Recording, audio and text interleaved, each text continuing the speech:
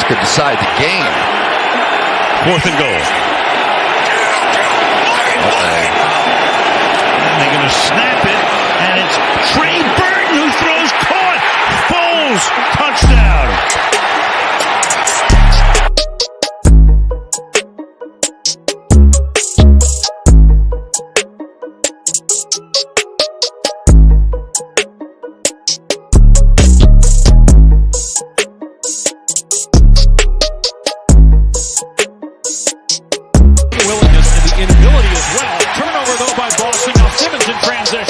What a pass to MB!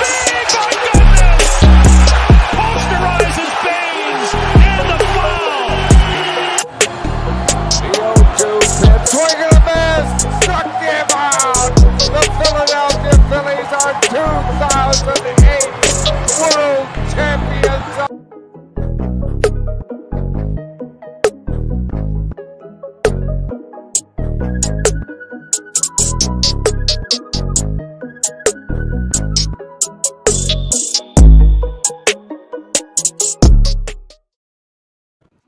What is going on, everybody? Welcome back to another edition of the Phaithful Phanatics show on this Tuesday afternoon.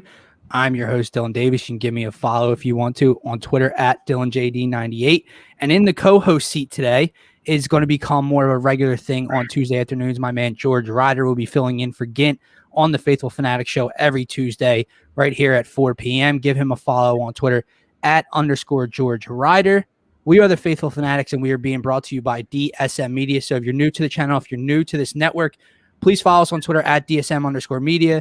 Please hit that subscribe button, turn on notifications on our YouTube, Twitch, TikTok. We're on everything, guys. A lot of content tonight as we are the first show of a triple header tonight. You can catch my man Scotty and JD at 7:30 on Scotty Talks NBA with special guest Austin Krell from the Painted Lines Network. And then at 9 p.m., check out our guys Phil and Jason as they bring you Fairway to Heaven if you are into the PGA and golf, as they bring you all fantasy golf, DFS stuff. That's out of my range, George. I don't know about you. Yeah, it is, but I somehow hit the U.S. Open winner the other week. Maybe you should be the host of that show. That's what George. I'm saying. I picked the winner. I know. I saw you. You told Phil, George. I mean, you said Phil. I mean, if this works, I think by rule, I am the host of Fairway to Heaven now. I think that still applies, too. I feel like I should hop on. Yeah. But, guys, feel free to comment and join the conversation as much as you want. We'll get to as many comments as we can today. But on today's show, we will be discussing today's Phillies-Yankees game. I see an error in my typing down there. Pre-game. But that's where we'll start today, and then we'll get into some more Ryan Ellis, Philadelphia Flyers trade talk. I'll get George's thoughts on that, as yesterday I had Jason Martinez on to kind of break down that trade a little better than myself or Gint could. And then we'll finish up with an interesting conversation with surrounding this Philadelphia Eagles team, as training camp is just around the corner. Me and George want to talk about ours and get your guys, most interesting and favorite new faces you want to see that you're interested in seeing in the Midnight Green this year, whether that's through the draft, free agency, whatever the Philadelphia Eagles added new to the roster this year. There still could be moves to come, so I understand that's not done yet. But let's start here, George. Phillies go to the Bronx to take on the New York Yankees tonight. Aaron Nola gets his first start on the bump since coming off of that COVID related list today. Zach Eflin gets sent down on a 10-day IL for pectoral injury, I think, or whatever. I just saw right before we went on today. But George, how do you think Aaron Nola is going to perform in his first game back? I'm feeling pretty good. I mean, we're going into New York as betting favorites. That's first of all a great sign. Aaron Nola is definitely better than Domingo Germán, in my opinion. The Yankees lineup, they had a good weekend against the Red Sox, but besides that, they haven't been the Yankees. They were supposed to run away with this division. It was supposed to be all Yankees. Rays might fight, Sox might be average, but it seems like the Yankees are just like tailing behind, trying to crawl their way back. They're hot. We're hotter. I mean, we're 10-4 in our last 14. We've won 4 straight series. I'm hoping that Nola can go out there and give us a gem. Like that's everyone's hope, but we'll see what happens. I think I'm confident going into the game. Aaron Nola's been up and down all year. We've seen that, but if he can bounce back and he can come into New York and shut down the Yankees, there's no reason why we can't take 2. So it's going to be very interesting to see tonight how many innings Aaron Nola is going to go, because you wonder what kind of pitch count Girardi's going to have him on. He did not have COVID. If I'm correct, Nola was just in close contact with Alec Boehm, who tested positive. So he was out for the 10 days or so. But still hasn't pitched in quite some time, probably around 2 weeks, if not a little over 2 weeks now since his last performance. So Joe Girardi might have him on some lower pitch count. It'll be interesting to see how many innings he goes. Scotty checks in. What's up, Dylan George? Get the Phils to the playoffs. Nola bounce back. I hope so, man. Aaron Nola, and that's the topic of discussion right now. He, as George, you said, he's been very up and down this year, and he hasn't shown that ace quality stuff over a significant stretch of games since that 2017 season when he was a finalist for the Cy Young award. He's been very inconsistent up and down. One game he looks dominant, striking out 10 batters in a row.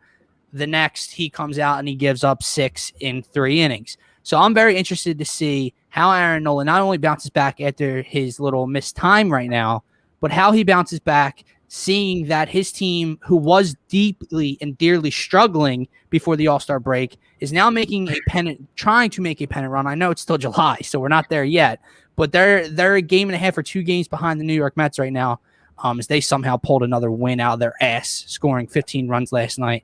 But that's my key to the game tonight. I know that the bats have been woken up. The bats have been the reason and propelled this Phillies team, to this 4 series in a row winning streak here. But Aaron Nola has to go out and be dominant tonight. No more up and down. No more 4 innings, 89 pitches type deal, even if he only gives up 3 runs. None of that. Aaron Nola has to get you through 6, and it's not just so much for him. It's also so this bullpen doesn't have to go up against the Yankees for a significant amount of innings. Yeah, I mean, getting Nola out there, if he can go out there and throw a gem, it would just be perfect for this team, because you got to go out there against the Yankees. I know they've been a super average team this year, but they're still the Yankees, and they still have guys in that lineup that can rake. So you don't want to go in there. You don't want Nola to go 5 innings and have to go bullpen for 4, You're going to throw Bailey Falter out there for 2, and then you got to save Ranger if the game's close, late game.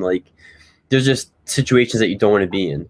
If Nola can give you 7 strong innings against this Yankees team in the Bronx, that's all we need. That's all we need for tonight, because the bats have been there, and the bats I don't think are going anywhere tonight.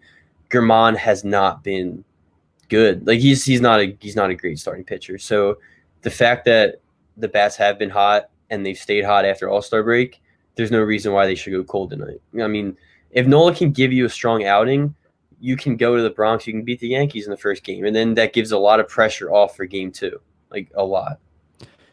So the thing with Aaron Nola, as you mentioned, it's not just – this is going to be both an eye test and numbers combination type of night for me with Aaron Nola, because as we're alluding to, yes, he has to be dominant, so his numbers have to be good. But that doesn't mean, at the end of the day, you check his box score and he gave up 1 run, but he only pitched 4 2/3 because he was getting worked and had to throw 92 pitches through 4 innings or something, and he was pulled after the 4th.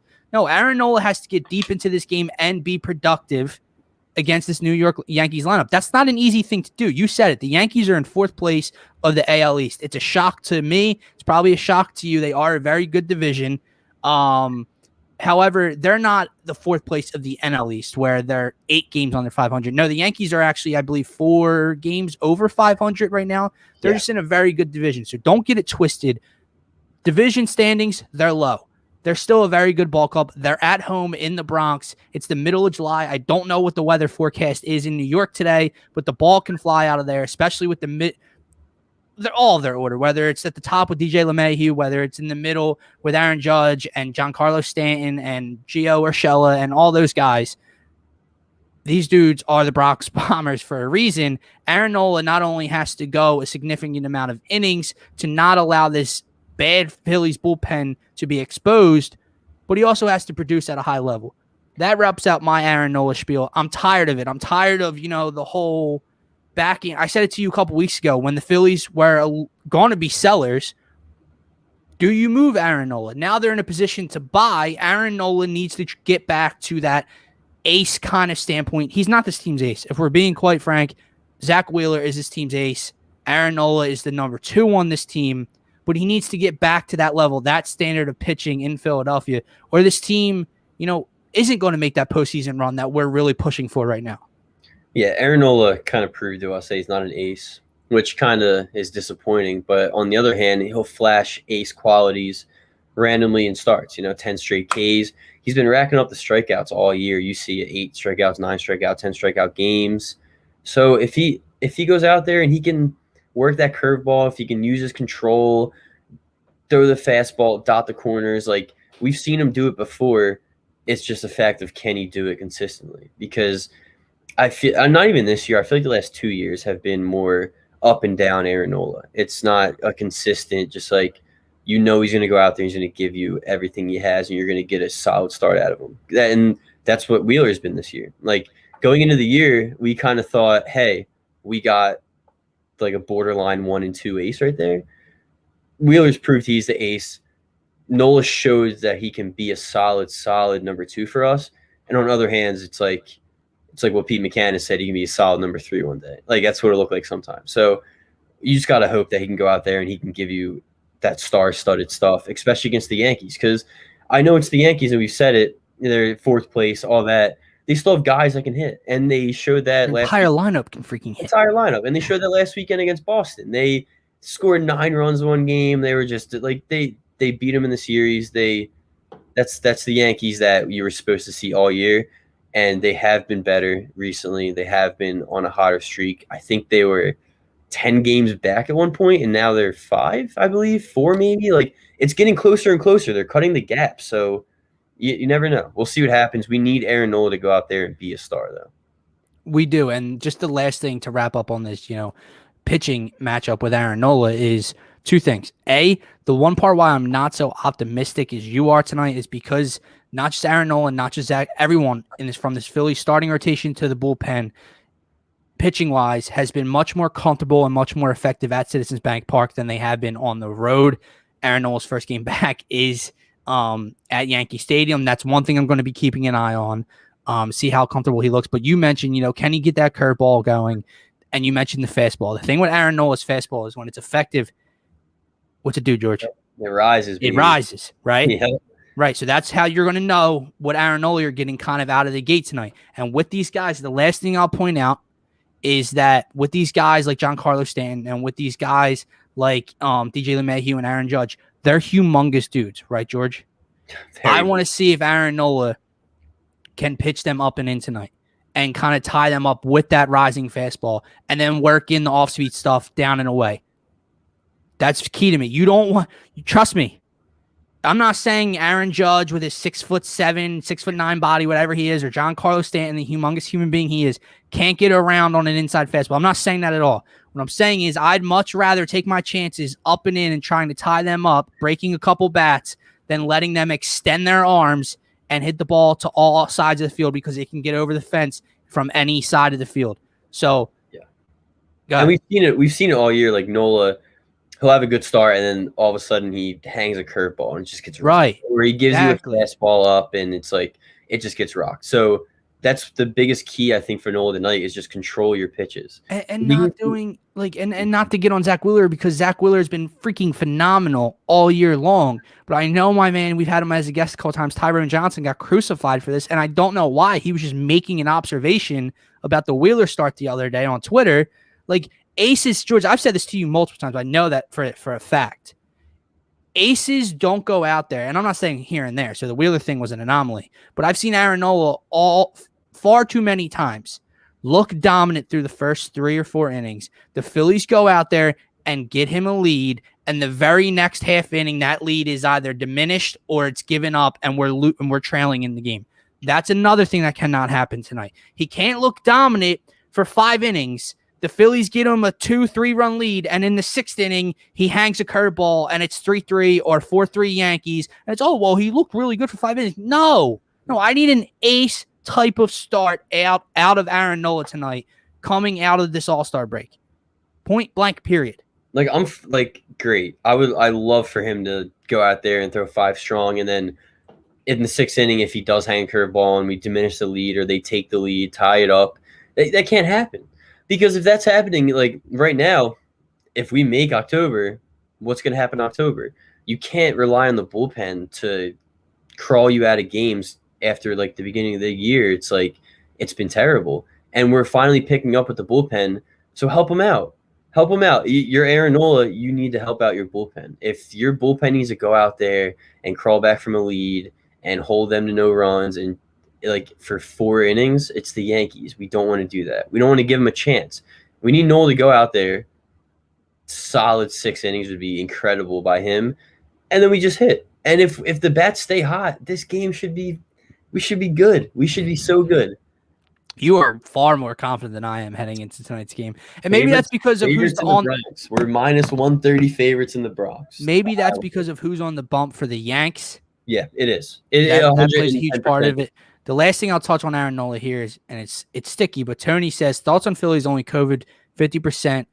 On Phillies COVID 50% only vaccinated. That has to do with Aaron Nola because he was just out for the close contact. Listen, I'm not going to get anyone for choosing not to be vaccinated. It's a personal decision. However, with these, private businesses, entities, whatever you want to call them, such as the MLB, I'm surprised they haven't already enforced, or the NFL isn't enforcing, you get vaccinated or you can't come to work, because they're allowed to do that. I know it's a personal choice, but listen, I'm not going to get on Aaron Nola's personal decision for what he wants to put in his body. However, now you've affected your team and your place of work. So it is a very sticky situation.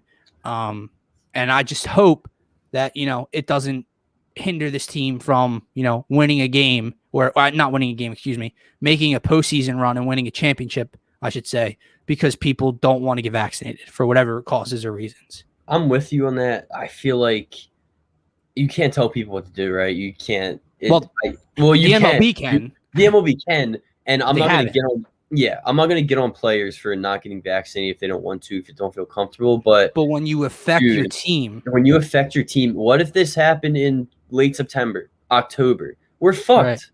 Right. We're fucked. If that happened, like when we're in the playoffs, we're in the midst of a playoff run late in the season, dude, that could destroy everything for us. Right. And it would. So yeah, I agree. I think if you're a ball player or any type of athlete like that, you kind of do have a responsibility to not infect your entire clubhouse or even parts of your clubhouse. So we'll see what the MLB does. I feel like they're not going to do anything this year, obviously, but maybe next year. We'll see what happens. Yes, sir. And then just looking at this lineup before we do move on, more aspects of this game. The Phillies, me and Gint put out a poll on yesterday's Phaithful Phanatics show, and it was, what has been the biggest difference in the Phillies going from sellers to buyers in just a few short series? The bats waking up, Joe Girardi's decision-making, the starting pitching, or the bullpen has been serviceable. 59% of the vote received. Bats have woken up. It's what I voted for. It's what Gint voted for. I don't know your thoughts, George, but I think you probably agree with me. It's been a full team effort, but I mentioned it on yesterday's show as well. Andrew McCutchen, since May something or whatever the date is, has woken up. Andrew McCutchen for the first month and a half, 2 months of the season was disastrous in the field and in the batter's box. He's woken up. JT Realmuto in his last 11 or 12 games has been on absolute fire. Rhys Hoskins leads his team in home runs. They've had guys in Ronald Torreyes and Travis Jankowski step up when guys were out. Gene Segura is a hitting machine, a walking spray chart, as me and you like to call him. Yes, sir. So it's been a productive effort, a total team effort, and tonight's total team effort will be led by no other than that walking spray chart, Gene Segura, in the one hole, followed by JT Realmuto, Bryce Harper, Kutch in the cleanup hole, Reese, Didi, Bamboo Brad in the 7 hole, Ronald Torreyes, followed up by Travis Jankowski starting in center tonight. George, how are you feeling about this lineup tonight? And, are there any things that stick out to you, right or wrong? Kutch in the 4 hole was kind of weird. I didn't expect that to happen. I know he's been really hot. We talked about that, but I didn't expect him to be a cleanup hitter. Right or wrong, I don't think there's really an answer to that, but we'll see how that goes. I like Brad Miller DHing. You saw the 3 home run game that he had in Chicago. He's been productive when he plays I like him in the lineup, especially against Germán. And everything else is just like, yeah, like it's fine. Yeah, the only things that stick out is Kutch in the 4-hole, and everything else seems pretty normal. Like I'm cool with this lineup. I like Brad DHing though. I do. I agree with you. That is the one thing I said to you pre-show was Kutch in the 4. It's kind of weird to me, but I think outside of that, everyone else has kind of gotten more comfortable with the Jeans. Found himself a nice nestled up right in that 1 hole. Bryce in the 3-hole is right where I like him. I don't want him cleaning up. I really don't want him in the 2-hole or leading off. I like Bryce in that 3-hole. Hoskins has been barreling balls a lot better since he's found himself in the middle of this lineup. Kutch has been hitting a lot better, so that's why he's found himself in the 4-hole. Because maybe, I think the cleanup spot, we look at it from a power point of view, and maybe that's not how Joe's going about it. He's just going, Kutch is barreling the ball right now. He's hitting, he's hitting in clutch positions. So let me get base runners on in front of him and get him into the batter's box. He does have some power. So, maybe that's the outlook there. Having guys like Ronald Torreyes and Travis Jankowski 8-9 on paper, if you haven't been watching the Phillies, you're probably like, who? But they've stepped up, dude. They've stepped up and they've been hitting very well. They provided some energy and some spark to this lineup. So I'm all for it tonight. Joe Girardi, I haven't been questioning his decision making over the last week or two. So hopefully he's pressed the right buttons again tonight. George, before we wrap up this segment on the Phillies and Yankees, who do you got tonight? I think I already know where this one's going. Well, as a man that has money on the Phillies money line tonight, I'm going to go with the Fighting Phils. I do think we pull it out tonight. I don't know. Like, the biggest thing for me is I think Germán is not good. And I think these bats are hot. And we have a good lineup, and we've just been cooking. So I like the Phils. Like you said, Torreyes and Jankowski have been freaking awesome. Like, Jankowski started off by getting in a rundown and probably losing the game for us in the 9th inning to just being a productive bat that is great to plug in the lineup whenever you need speed. And I love having him off the bench. Torreyes, I don't know where. It's crazy to say. I don't know where we'd be without Torreyes because he's come up in so many moments for us. I got the Phils tonight. I think we win. I don't think it'll be an easy win, but I think we pull it out. All right, I'm not super, super confident, but I'm going to go with a Phillies win just because they've been so hot, just because I like this lineup that Joe Girardi's put out there tonight. He didn't do JT Realmuto gets the night off catching and he's DHing and Andrew Knapp's, getting in the lineup. No, he's putting his best lineup out there right now with what he has, and I'm all for it. Another reason is because I just checked, and I'm pretty sure Matt Moore is slated to start tomorrow. I was wondering that. That has loss written all over it. Whoa. We win Matt Moore starts. Okay. That's what we do. Okay. We win Matt Moore starts. Yeah. Listen. Yeah. Okay. Let it keep riding. Yeah. I think 7-1 our last 8. Okay. You got it. Yeah. Keep it up. You're not winning that Matt Moore start in New York if this Yankees line up. We'll see. All right. Joe G's going to be motivated. Let's go. I would probably have to put money on the Yankees tomorrow, but tonight, I'm with you. Phillies win tonight. I'm going to go with Phillies 5, Yankees 3. Okay, I was thinking 6-3. So okay. Right around that. I think we're on the same. Right around that ballpark. We're on the same First pitch slated for 7:05. So me, George, will be watching to bring you the breakdown tomorrow. Hopefully the Phillies can get another dub there. George, one more Phillies topic before we move on to this Ryan Ellison Flyers trade. Me and you, last time I had you on the show, we discussed them being sellers. What could they give up? Blah, blah, blah, right? Now they find themselves in prime position to make a run and be buyers. And Dombrowski is going to be a buyer. There's been a lot of names swirling around. However, 2 of the names coming out of Chicago are both names that could really help this ball club. I asked you this yesterday when I asked this to you today. I know we really want Chris Bryant. He's the flashier name. He's the bat. I would love to have Chris Bryant in the red and white pinstripes. But who's the bigger need on this Phillies roster? Chris Bryant, Craig Kimbrell.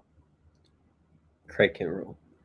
And I love Chris Bryant. I was willing to trade Bone for him last season when they were talking about trading Bryant. Like, I want him in pinstripes. But if you add Kimbrell as bullpen, Ranger Suarez doesn't need to be your everyday closer. You have Kimbrel plugged in there. You have Ranger Suarez giving you solid innings late. You have guys like Falter who will give you 2 innings, 3 innings at sometimes, and then you have Alvarado, Archie. Like getting Kimbrel in this lineup just in the bullpen just makes us that much more dangerous. He's been nothing but unreal this entire season, and he's 33. I know he has another year of control. He's a club option next year, which is also better because I mean Bryant's a free agent, but dude, he's been unreal. If you can add Kimbrel in this lineup, he hasn't been touched. I think his ERA is like 0.57. Like, it's ridiculous. So give me Craig Kimbrel. If you have to choose one for this year, you have to take Kimbrel. I'm with you. I said that yesterday, and I know Gint said I was still on Chris Bryant, and I do too. It's not. I don't want to pick. Dude, I would love to have both. If I'm looking at this Phillies roster, right, I see this lineup. And yes, Chris Bryant in center because he could play center field as well. So he wouldn't. When Boehm comes back, it's not like he would even have to take. Well, Boehm would be a part of the trade, but whatever. You get my point. He could play center field as well. So I get that. But when I look at need and what this team needs more, a under 1 ERA Craig Kimbrel closer fits the bill more than Chris Bryant does. I want both. If Chris Bryant comes and Kimbrel doesn't, I'm going to be freaking ecstatic, but I'm just going by need. And I say that you mentioned, then Ranger Suarez, who has been one diamond in the rough in this struggling bullpen, then can become the 7th or 8th inning guy when Kimbrel's the closer. Then you have the other guys in Hector and Alvarado and Archie Bradley and Bailey Falter who have been up and down this year. Can mix in the 7th, whatever you want to do, whoever gets hot. Baseball is a momentum sport, especially come postseason time. Whoever's hot, they're getting out there. And the last reason I say that to you with Kimbrel is because, listen, you're not going to be rolling out 5 guys a night out of the bullpen. You're going to be going with the guys who are your best pitchers out of the bullpen night in and night out. And you better hope you only need to use at max 3 of them in a playoff game, or else you're not going to be successful regardless. You're going to need good starting pitching to be successful in the postseason regardless. So you go out and get Craig Kimbrel. That changes the whole dynamic now because then you know who's closing your games every single night. Then you know who's setting you up in Ranger Suarez every single night. And if you can get through 6 as Zach Wheeler or Aaron Nola or Zach Eflin should be able to, you got to figure it out in the 7th. And whether that's Archie Bradley, Hector Neris, Jose Alvarado, Bailey Falter, whoever it is, that's a better problem to have than, okay, Chris Bryant's another big bat in the middle of this lineup. That's my only point about the bigger need. And we talked about it pre-show, but one of the most important things come playoff time, Abe, what's up? One of the most important things come playoff time, if we do make it there, which we should, hopefully, bullpen is such a big need. And, bullpen carries teams. They really do. You saw the Nationals when they won. That bullpen was awful all year, and they somehow pulled together, have an incredible run, and become one of the biggest parts to them beating the Astros. So having a good bullpen is very, very important come playoff time. And if you could add Craig Kimbrel to this bullpen, dude, I'm that much more confident that the Mets and the Braves just aren't on our level right now. And that's the last thing. That is the last thing I wanted to say to you that I don't know if those watching and that you saw what I said yesterday is this. It's not just the position the Phillies have put themselves in with their play. It's what's transpired around them in their division. I know the Mets have won 2 games in a row now, and they've come back by major deficits early in the game. I get all that. Their bullpen, I know this sounds crazy coming from a Phillies fan, but their bullpen is a disaster right now, right? And then, so the Mets are kind of coming back down to earth. The Phillies have caught up to them. And then when you look at the Braves, who I thought were the clear favorites to win this NL East division, they lose their heart and spirit in Ronald Acuna Jr. Freddie Freeman might be the leader of that team, but Ronald Acuna Jr. is the heart and spirit of that team, and he's gone now. And the Braves are they're really struggling without him right now, and I don't see any way they overcome that injury. So now you found yourself in this window. You and the Mets, you're 2 games out with almost half a season to go. Dave Dombrowski, you will do yourself, this team, and this fan base a disservice if you do not try to improve this roster by July 30th. And that's the thing, Braves, we're better than the Braves. If you can get to the dance in baseball, you have a chance. It's different than the NBA, than the NHL, in my opinion. It's just my opinion, but it's different. It's a huge momentum sport. It's a huge hot sport. This Phillies lineup can produce.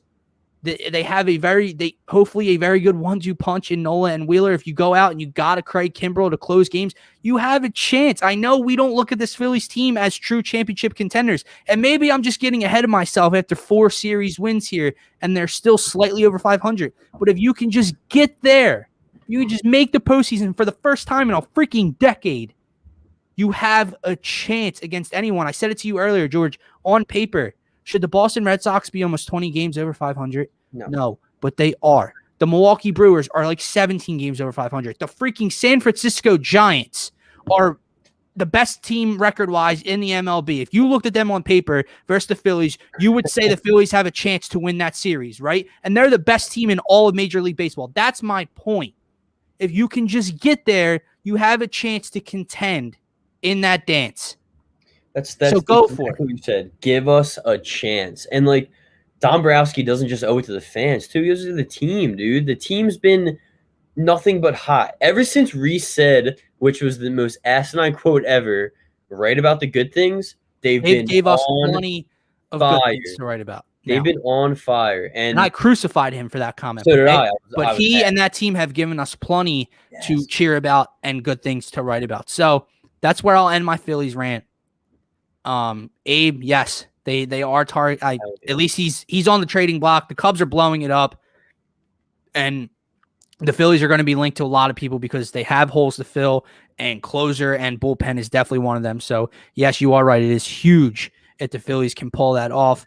Moving on though, hold on, got to clear up some banners. Some banners over here. Take care of some housekeeping.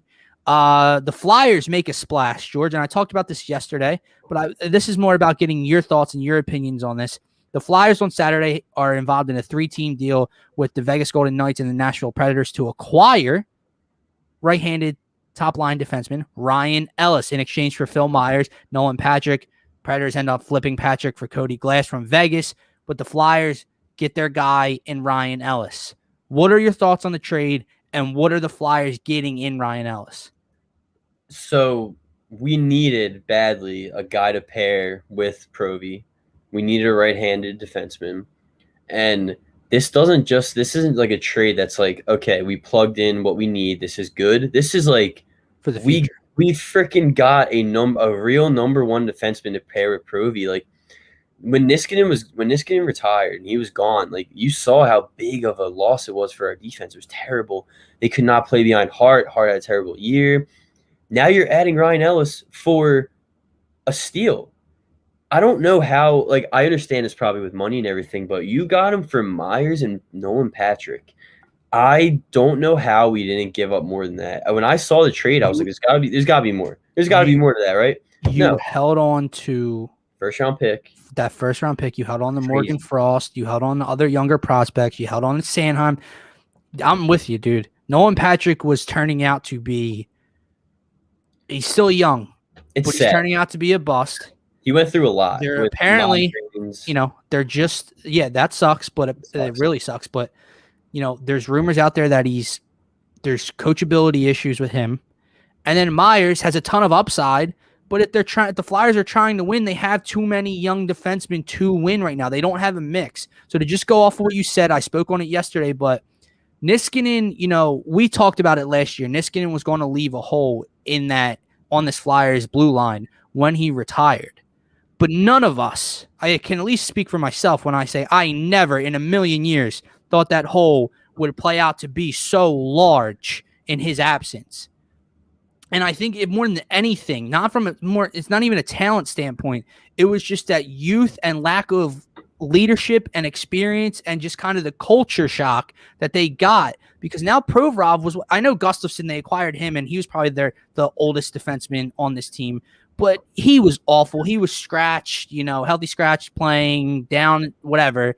Shane Gostisbehere was a disaster. Again, he looked good. He got healthy scratch, went through waivers, back on the team, etc. Provorov had a down year because he had, just so many different pairings of defensemen. Elaine Vigneault, his coaching staff, was trying to switch up the pairings every other week. It seemed like no continuity. They're also young. They're turning the puck over a ton. it was a disaster. And then it fell back on the Carter Hart and the goaltending, and they underperformed because of it. The forwards underperformed because of it. And I think it all started there. Ryan Ellis not only brings you that veteran presence, that leadership, he is a long-term solution because he's locked up for like 6 more years. He's not all that expensive. He is a top probably 5 right-handed defenseman in the league right now. Yep. And he chews a ton of minutes. He averages over 23 minutes a game. What does that tell you, George? He can play in every facet of the game. He's going to play a 5-on-5 because he's that good on both sides of the ice, okay?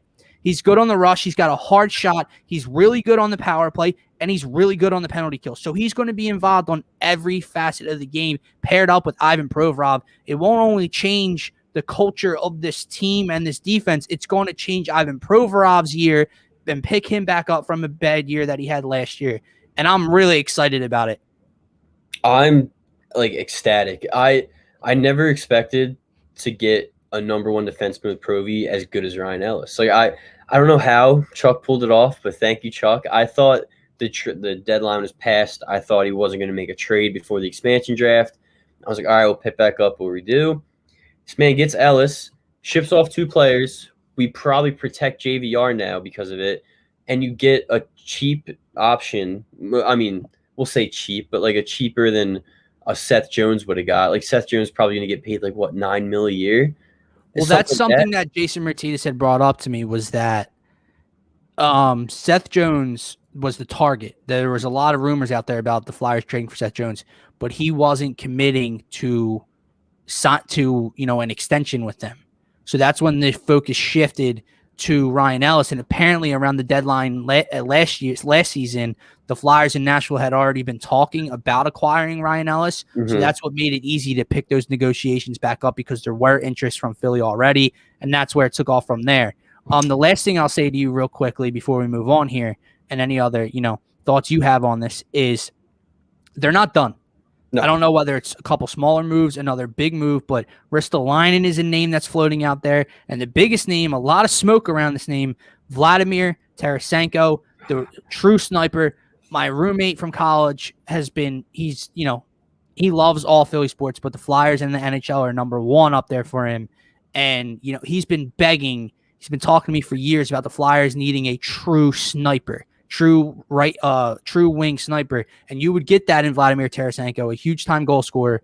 And the thing with that, like, the rumor is the Kraken in the expansion draft are going to select Tarasenko, and then he's going to get flipped. So there's a lot of smoke there. My question to you, though, obviously we'll be ecstatic if that happens, but what's the message you're getting from that, from trading 2 young players in Phil Myers and Nolan Patrick for Ryan Ellis, trading whatever young assets and draft picks and all, or prospects you would need to get a Tarasenko or Ristolainen? Is that telling you they're trying to win, or what's it saying to you? It's telling me that last year fucking sucked, and they're ready to get back to being a winning hockey team that is fighting for a division. Because adding Tarasenko would be absolutely incredible. I mean, we probably, after the Ellis deal, we probably do need a number 2 pair defenseman still to pair with Sanheim. And we probably need a forward. So Tarasenko would fill that need off the bat. And we would just, like, with Ellis right now, we're probably top 3 in our division, honestly. And which is insane because last year was so atrocious. But this team has skill. And our young guys got a year older, and they got a year of playing time more. We're probably going to see Cam York make the team, I assume, to pair with Braun on the 3rd line, D-man. So, dude, if they go after Tarasenko, watch out. Like, we're gonna fight for a division. The Ryan Ellis trade I'm blown away. Like, I'm still in awe about it. I can't believe we got him. This makes our team just so much better. He can play 5-on-5, power play, penalty kill. He can do everything for you. And he wins. And the one thing, he wins puck battles. And what did we see last year with the Flyers? We could not win puck battles in the corners or on the boards. Like, it was bad to watch. So Ryan Ellis is going to give you that aspect of the game. We're going to fight, and we're going to be a playoff team next year. It's going to happen. If we get Tarasenko, wrap it up. Like, his team's going to be good, and we're back to our winning ways. I love it. I agree with you. It says something, right? And because, I had asked this to Jason Matias, and he didn't say, it changed. It doesn't tell you that they're going all in. Obviously, two pieces just don't do that. But I just think, and it does. They're not dumping the youth movement. They're not getting rid of it because they still have a ton of young talent. But they're clearly trying to speed up that timeline, in my opinion. Whatever timeline that was there with the Phil Myers and the Nolan Patricks, paired with the Travis Konechny and Oscar Lindblom and Travis Sanheim and Sam Morant, all of them, you speed that up by adding some veteran presence, some guys that have been to a Stanley Cup, some guys that are really, really good in this league that can, get you back to the playoffs and get you to the dance and have a chance. With that being said, our last segment of the day is new faces in Philadelphia, George. Guys, I want to get your thoughts on this as well, so please be sure to comment as much as you want to, and we'll get to any new faces that we forget or that you want to add in there. But what I mean by this is any new faces that the Eagles have acquired this offseason through the draft, through free agency, whatever. George, I'll allow you. Let's give a top three, and then we'll go through all of them. Who are your top three new faces to see in Midnight Green this year? Square pick for number one. It's going to be on everyone's list. Devonta Smith. I mean, man put up video game numbers in Alabama. He's small, but he plays like he's 6'6". Like watching him at the wide receiver position is a blessing. It was amazing to watch him at Alabama. It was so much fun. And hopefully with Jalen Hurts, everything connects, and we have so much speed, so that's awesome. I think number two would be Kerrigan. I think it's pretty shocking that we signed him. I did not expect him to come here. 1-year deal. We know how good he is. We know how good he can be, and I'm excited for that. And number three, Kerryon Johnson, because Miles Sanders is the man, and we expected him to be a workhorse last year, right? It didn't play that way every game. So having a nice backup in Johnson, it could be huge for this team. So those are probably my top three. I agree with all the guys you just said there because I think I'm excited to see, probably 95% of the new faces here because it's always fun to have new toys or whatever. Devontae Smith is number one because he's going to be the most impactful player I think that was added. The guy that just won the Heisman Trophy that's going to come in here, at whatever age he is, and he's already going to be the Eagles' number one wide receiver, and he hasn't played a snap in the National Football League yet, but he's that explosive, he's that good, and I think he's going to be one of the best wide receivers in this division already, and there's some pretty damn good wide receivers in this NFC East division. So, Devontae Smith, I agree with you. I think he's going to be everyone's number one, that kind of excitement. Ryan Kerrigan is another one because A, he's an Eagle killer, so now he's on our side. But B, he's getting older. He wasn't playing the same amount of snaps that he was a couple years ago in Washington. Washington's defensive line and linebackers are so deep. Probably comes here, gets some more playing time. And I just think he's a high motor guy. We talk about accountability in the city with our teams, whether the Flyers, whether it's the Sixers last offseason, with the Eagles, everything like that. And I think sometimes this defensive line, while they were top three in sacks last year, I believe, and for a large portion of the season, they were leading the league in sacks. This defensive line found me pulling my hair out sometimes because it wasn't there, and it was a trickle-down effect, and that's where a lot of the leadership was on this team between BG and Fletcher Cox and Javon Hargrave and all. Now you bring in a guy like Ryan Kerrigan, a high-motor guy to come off the edge next to those guys, and I think he kind of changes the dynamic in that locker room a little bit. So I'm definitely excited for him. Kerryon Johnson, another one I'm excited for, as you stated, because he was very good in Detroit 2 to 3 years ago. I'm trying to remember. Then he got an injury. He sustained an injury, and he never really got that starting job back in Detroit. Then Detroit became a dumpster fire. They're still a dumpster fire. If he can find a way to A, make the roster, and be that guy, because there are a couple guys in that running back room. They brought back Jordan Howard. Obviously, Miles Sanders is the number one. Boston Scott. They drafted Kenny Gainwell, who's another guy I'm going to get to in a minute. So hopefully he can impress enough to even make the list that we're discussing. But if he can find a way to reinvent himself here in Philadelphia, a 1-2 punch of Miles Sanders and a reinvented, re-inspired Kerryon Johnson, from at least the Kerryon Johnson I remember, that's huge to me. Yeah. So I'm really excited for Kerryon Johnson. But there's a lot of guys on this list to me, George. Tell me if I'm wrong, that are like they have a chance to, I don't know what their impact's going to be. I don't know what the playing time's going to be, what their fit is because let me throw two names to you here that I'm also excited to see. The two guys from Minnesota, the linebacker, Eric Wilson, and the safety, Anthony Harris. Now, I just saw Anthony Harris's name pop up on a list of like a top defense over the age of 28 or whatever in the NFC or whatever, and he was one of the starting safeties on that list. Does he step in and become that pairing? Does he pair with Rodney McLeod? Does a young guy kind of step what's Anthony Harris's role going to be? How much playing time is he going to get? Eric Wilson. Our linebackers are so bad. When we signed a linebacker from Minnesota, I was like, holy shit. And then, you hear he's better. He's more of a special teams kind of guy. He's a good run stopper, but he's not really good in pass coverage. How much is he really going to play on defense? I don't know. So that's kind of a thing I want to see a training camp plays out. So Anthony Harris I'm going to say my list is Devontae Smith, Ryan Kerrigan, and I'm going to put Anthony Harris third because I do believe outside of the two guys we got from Minnesota, Anthony Harris is going to have the bigger impact on this defense. And safety has been an issue with this team and this defense for quite some time now. So I am excited to see him. Yeah, so many guys that like that's the thing. When we were talking about doing this topic and like making a list, it was like, let's try to do like top 3, see what it's about. And it's like, damn, like looking at, we have so many names, we have so many new guys, new faces coming into the Midnight Green. It's like, it's great to see. You draft Devonta Smith and then you draft freaking Dickerson from Alabama in the next round. You have guys that are potentially going to be good football players for this team and make an impact. So yeah, I'm just very excited just to get going, get training camp going.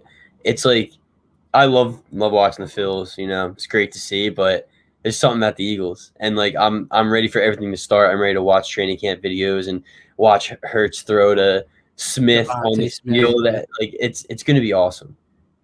It is. And I'll just throw out those are my 3. I just told you Devontae Smith, Ryan Kerrigan, Anthony Harris, and I'll throw out Anthony Harris is a good name. I like that.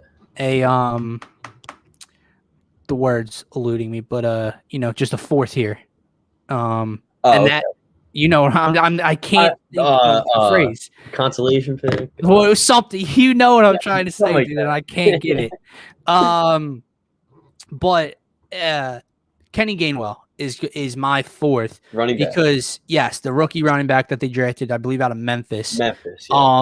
He just screams. Listen, I have no idea what the hell to expect from Nick Sirianni and the scheme and what this offense is going to look like. I'm just going off of pure hope and, what I've heard and what I've read and, kind of what he's bringing from the game, from his time in Indy. And, I think Kenny Gainwell kind of fits that mold of explosive running back. You get the ball in his hands, catch the ball out of the backfield, kind of stuff like that. So I can see him getting a decent amount of playing time if he impresses. I would say outside of Devontae Smith, George, and Ryan Kerrigan, because I think he's just that veteran savvy. He's going to come in. He's going to get playing time in that rotation. I truly think outside of those two, the other guys are a bunch of I don't know what their role is going to be. It's like I don't know, but potential. Did your light just get brighter? Yes. That was crazy. Oh, it was like this light has never been that bright since I've been in here. I just saw it and it like started shining, and I was like, "What the?" I didn't know if I was the only one to see that. No. Well, I don't know. But yeah, I agree with you because besides those two, it's like you have a handful of guys, 2 handfuls of guys. Let's be honest, that you can have impact the team that you don't even think is going to impact the team because that's just how it happens every year. It seems like you have 1 or 2 guys that get playing time consistently that you didn't expect to, and that give you effective drives and just everything like that. So I'm just excited for training camp to start so we can see these guys and see their names. See these battles play out. It's going to be fun because it's not like this year is Super Bowl or bust type of year. It's like, let's see what the hell we have and let's hope we're a fun team to watch this year. Like, let's hope we fight for a division, and hopefully some of these guys can help us go along the way and do it. Yeah, I mean, I'm just waiting to see that Steven Nelson agreed to a deal with the Philadelphia Eagles, but that's not happening yet. Of course, he had to tease me like that on Twitter earlier. Did you see his tweet? I didn't actually. Steven Nelson tweeted, because you know how he's been like tweeting back and forth with Darius Slay, like yeah. And so he tweeted out, "Today or tomorrow, stay tuned." Like it could mean anything. He could just be trolling and it means something else, but it could mean 5 o'clock on Tuesday. Where he wants to sign, where he's going to be signing. So that would, of course, propel him to number 2 on my can't wait to see a new face in Midnight Green this year. I mean, the way that he's on Twitter, he's just going back and forth like that. It's intriguing. If he's doing all this and then just not coming here, I know, especially over like, I'm not saying it's not a lot of money, but when it comes to the NFL, like especially over like $1 to $2 million. I know. Like apparently Howie's offering like 2 to 3, and he wants like 4 or something like that. Like, come on, man. Like, can we just figure this out and get me a Darius Slay and Steve? Because listen, I'm not all that. I will get more optimistic as training camp actually gets here, and I get to see the battles, and we're closer to opening week, and then I'll be pumped up, and I'll kind of talk myself into some false hope. But right now, I'm not all that high on this Eagles team. I don't think they're going to be that good. I think they could win 7 to 8 games with the extended season, but I still don't think they're that good. As of right now, I'm not picking them to win this division. Obviously, I want nothing more. However, you go out, and I know it's only one position, but you go out and get cornerback number 2 to pair across from Darius Slay in a no more, there's a lot of things we have to see play out. That's another reason I'm not, just buying in. I don't know. Jalen Hurts is a huge question mark. Nick Sirianni, Gannon, the whole coaching staff, it's all new. The schemes, the systems, everything's new. So I have to see it play out before I'm buying into it. But you go out and get Steven Nelson across from Darius Slay, paired with Anthony Harris, add Ryan Kerrigan to this pass rush. We got something cooking. Then that defense that was a huge, oh my God, we're going to get slugged on every week and give up 30 a week. Then that defense looks a lot better, and then I might be buying in. So Howie Roseman, if you're listening to the Phaithful Phanatics here on DSM Media, go sign Steven Nelson right now. Today.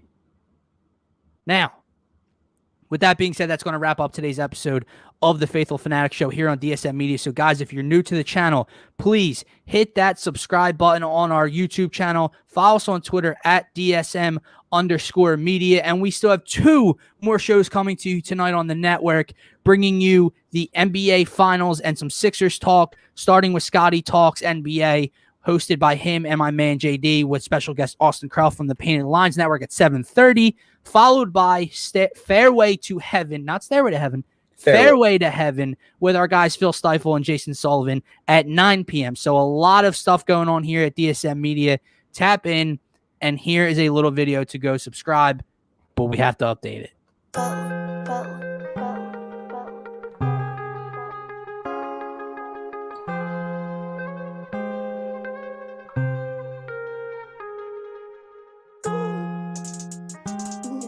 Mm-hmm.